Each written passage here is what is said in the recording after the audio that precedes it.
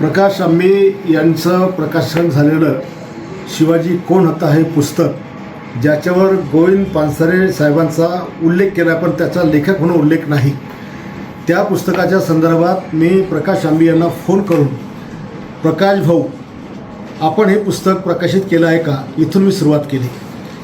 छत्रपती शिवाजी महाराज हे करोडो देशवासियांचं दैवत आहे. त्यांना महाराष्ट्रात संपूर्ण देशामध्ये आपण सगळेजण दैवत मानतो.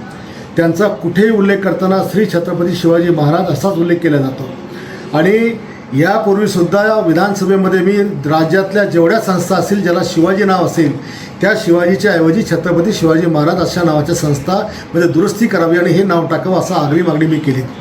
शिवाजी शिक्षण संस्थेचं नाव बदलताना सुद्धा मी त्यांना सांगितलं की छत्रपती शिवाजी शिक्षण संस्था असं नाव आपण करावं, शिवरायांचा अपमान करू नये.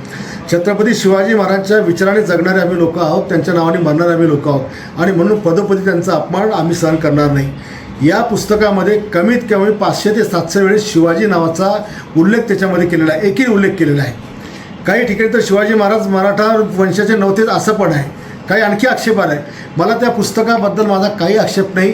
ज्यांनी कोणी ते पुस्तक प्रकाशन केलं त्यांनी फक्त छत्रपती शिवाजी महाराज यांचा सन्मानजनक वापर त्या ठिकाणी करावा.